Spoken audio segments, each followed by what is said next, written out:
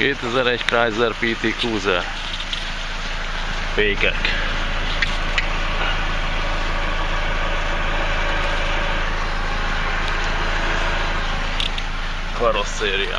Karosszéria okénak néz ki. Ennek is itt az emelőjel rozsdás, a másik ugyanilyen volt. Hátulja. Mankógumi nincs hozzá. Ezért szerintem ez a lyuk, amin ki lehet látni a földre, az a mankóguminak a felfüggesztése lehet. Füstöl, mint a PT Cruiserek. Másik oldal.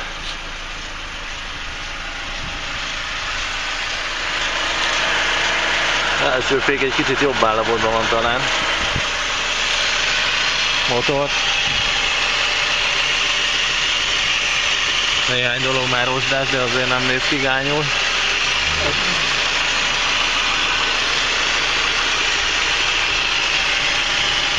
Mondjuk itt egy kicsit olajos, de az ott egy beöntő nyílás.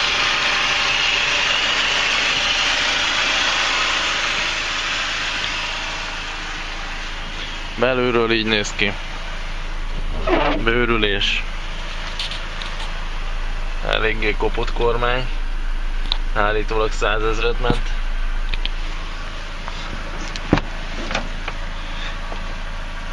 Hátsó ülések jók.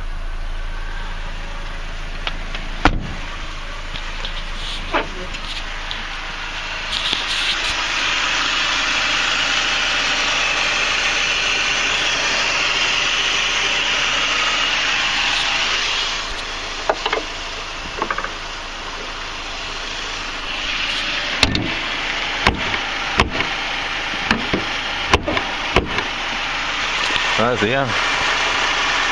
Elég fura.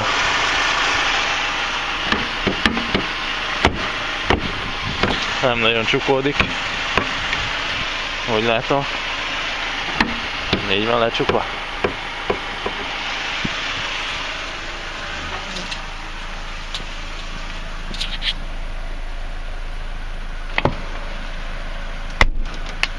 Oké, ez lecsukódott.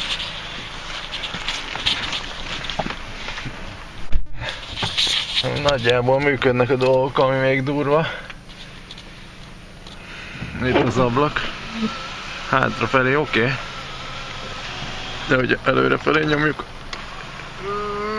De próbálkozik. Mindjárt meghal.